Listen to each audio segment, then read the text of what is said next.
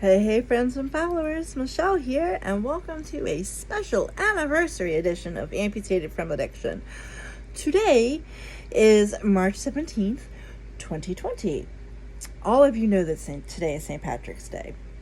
What some of you may not know is today is the 4-year anniversary of all the shit starting with my hand. So I thought today would be a great day for a story. So, just a trigger warning, I will be talking about drug use and, just some really uncomfortable and painful shit. So if, any of that is hard for you to listen to, please fast forward to the last, 2 minutes or so of my video. Thank you. Alright, so, like I said, all of this shit with my hand started on St. Patrick's Day in 2016. The luck of the Irish was not coursing through my veins that day. Heroin was coursing through my veins that day. I was waiting for a Craigslist friend to come up and party with me. And before he arrived, I decided I'm going to go do a pill of dope, because that's what I did. I shot dope and I smoked crack. So I get my shit ready. I draw it up in the hype. I put a tourniquet on, but I put the tourniquet on the right side. And I go to hit myself in my wrist because I had been having good luck with a spot in my wrist. And of course, I couldn't get on. So I throw the tourniquet on the left side. And, basic common sense says, well, if you're going here, then that means you need to go there. So, I hit myself and I draw back, and amazingly, there was blood, and it was dark blood. So, I was like, this is great, because any of you who, have ever shot heroin or shot any drugs know that if you get bright red blood, also known as pink blood or a hot vein, that you're going in an artery. And when you go in an artery, that's not a good thing, because arteries are smaller than veins. The blood is flowing away from your heart, so it takes longer for it to hit you. It's just typically not a good practice to, it's not a good thing to do. So I see dark blood and I'm like, yes, the drug gods are in my favor today. And I slam it. And as soon as I took that tourniquet off, I did not feel the rush that I was intending to feel. I felt hot fire coursing through my hand. And when I say on fire, I mean like, holy shit. In fact, my first immediate response to the pain I was feeling in my arm was, oh, fuck.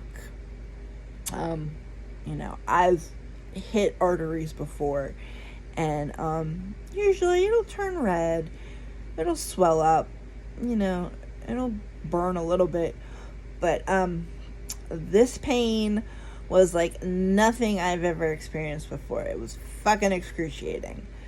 And so I just automatically knew that I did something that I'm probably going to regret and pay for later.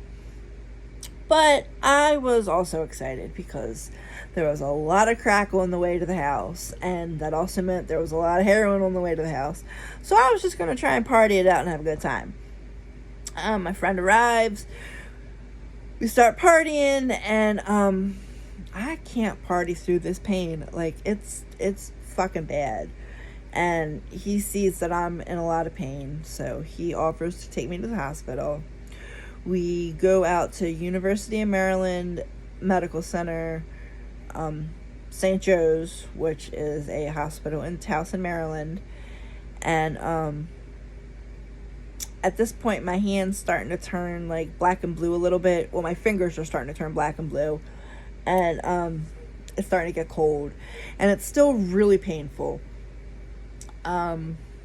They hooked me up to some machine to check like my blood flow, and it wasn't really all that good. But the nurse that was assigned to me decided to be an asshole, and well, I'm saying she was an asshole. She's probably just doing her job. She decides to strip search me, and I had heroin on me, and she takes my pillow dope, and I decide I don't like how I'm being treated, so I want to leave. I'm gonna AMA. Well, this chick offers to give me back my pillow dope. I'm not really feeling that. I'm convinced that if I take this pillow dope, she's going to call security, or there's going to be a Baltimore County police officer waiting outside for me. So I'm like, you know what? I'm good. Keep it. Throw it away. Whatever. I don't want it. And I leave.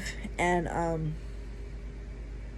couple of days later, I'm evicted from my house. Like, we'd already gotten the eviction notice. Tim had already left. I just stuck around until, like, the last morning because I didn't have anywhere else to go. So I leave the morning I have to leave, and I head back to Parkville. Because that's where all my drug dealers were, and that's where I prostituted when I wasn't using Craigslist. So about a week or so go by, and my hand's just getting worse. I go to Union Memorial twice, and they're convinced that I'm just drug seeking, that there's nothing wrong with my hand. Even though the shit's fucking, like, worse than it was the day it happened, they think I'm just drug seeking. So I am at the hospital again.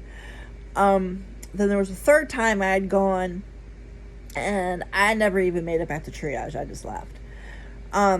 Easter Sunday, I go back to St. Joe's, and the emergency room doctor stone cold tells me that there is nothing that they can do, that my fingers are gonna just fall off. I didn't even know auto amputation was still practiced in the 21st century. Apparently it is, and this doctor thought that that was the best course of treatment for me, just to let my fingers fall off. And based on what I've read, auto amputation is not a pleasant thing either. Like, it can take a really long time for it to happen. And like, that's under, I guess, like, the best circumstances. Like, there was infections and all types of shit wrong with my hand. And it wasn't my fingers falling off from, like, gangrene. Like, there was a blood clot in my hand. Like, that could have dislodged itself again and gone to my heart and killed me, or gone to my brain and killed me, or I had a stroke or something. You know, who knows? I was not a healthy specimen at this time. So March 30th, let me back up a little bit. After Easter, Tim agrees to help me get back into rehab down in Florida. So I'm in contact with the rehab, and the admissions lady was like, well, with your hand, you know, she didn't even see my hand, but just based on what I was describing to her, she's like, you need medical attention before you can come down here. So I'm like, whatever. So I just try and brush this off, you know. I'm in agonizing pain, but I'm going to just pretend like nothing's going on.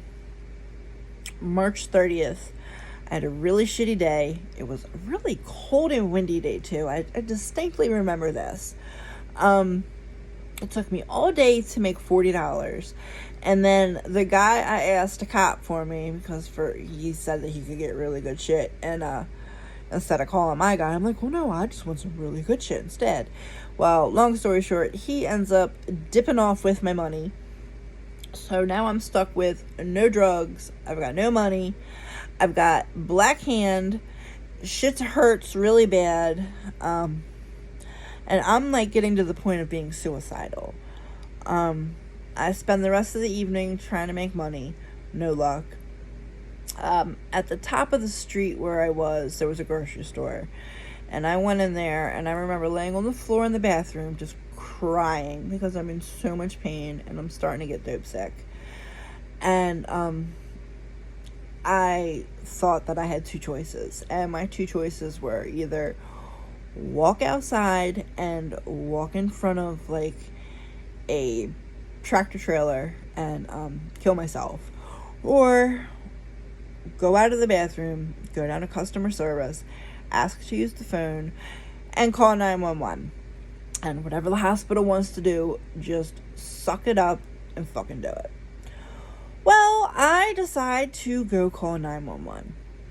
And the paramedics arrive, and they call, like, over the radio, they contacted Union Memorial Hospital. Now, that was the second hospital I went to, but I had gone there 3 times. I don't know if whoever was working that night recognized the story, or if the paramedic mentioned my name, but whatever the case was, they decided if they didn't want me, they said take her to shock trauma. So shock trauma is like a world-renowned emergency room, amazing doctors. So I end up at shock trauma, and within 12 hours I'm in the operating room, and they perform a vein graft, and they took part of my saphenous vein out of my left leg and grafted it into my hand, or into my wrist, to try and restore the circulation. No luck there. That ended up getting infected. So then they had to irrigate that surgically. And then I was stuck with a very large-sized hole in my arm that I had to pack and clean every day for quite a while. It was probably a couple months before it like started to close up and heal up. And then right around that time was when I started my channel. So today's not the anniversary of my channel, but it is my hand-iversary. So, just thinking back on the last 4 years, I've really come a long way, Yeah, I fucked up for a while and was still getting high. And then there was the whole open heart surgery thing twice, almost killed me.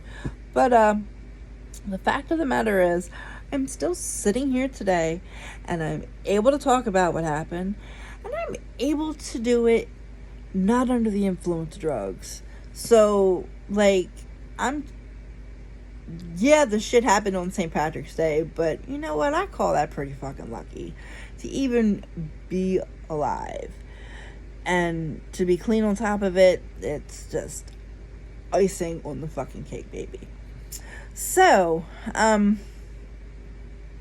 last Friday was Friday the 13th. I still hadn't heard anything about the job with the county. So I'm like, you know what? I'm going to send the lady an email. Well, before I get a chance to send her an email, I get one from her. And attached to this email is an email she received from Human Resources informing her that I had deferred and that I never submitted my paperwork. Yeah, I did. In fact, the day I submitted my paperwork, I contacted her and let her know that I personally hand-delivered the additional papers that the pre-employment physical doctor had requested I get from my methadone program and from my hand doctor. And from my cardiologist, too. I had one from him also. So, yeah. I call over to the place where I had my physical done, and magically my papers got mixed up in my file, and it was never turned into the doctor. So what the fuck, people? Y'all are just wasting my goddamn time. I could have started this job weeks ago. But so the woman was like, well, I'll give it to the doctor for her to review. That was the end of the day on Friday. So I figured I'd give them a full business day to do what they need to do. So when I finish up this video, I'm going to give them a call and make sure that they sent the stuff over like they were supposed to do 8 weeks ago. But yeah, so tomorrow I go for my disability hearing. I'm so nervous because I really, up until recently, I haven't been able to work. You know, as many surgeries as I've had, 9 surgeries in the last 16, 17 months, doesn't, and not to mention all the doctor's appointments and all the physical therapy, and the fact that I still couldn't use my hand. How is somebody supposed to work with just one hand and they can't lift anything? I don't know. So yeah, say a prayer for me that things go well for me tomorrow, because it'd be really nice to I don't want to say get what's owed to me, but if it's available and I'm deserving of it, I don't see why I can't get it. So we'll leave that at that. Make sure you wash your hands and try and keep distance from other people. If you absolutely have to be near somebody, no hugging, no handshaking, no sex. Yeah, because we don't want to spread this shit. I want to get back out and be able to go grocery shopping without worrying about all these fucking idiots running around buying all the goddamn toilet paper. So, yeah. Get your shit together, America. I hope everybody has a wonderful evening. And I hope you guys all have some delicious corned beef and cabbage and potatoes. Because I got some in the crock pot right now. And I also made some really good Cinnamon Toast Crunch marshmallow treats. They're like Rice Krispie treats, but with Cinnamon Toast Crunch. And they're fucking great. And I also just made a no-bake cheesecake. So, yeah. I've got dessert for days, y'all. Alright. I hope everybody has a great night. And until next time, deuces.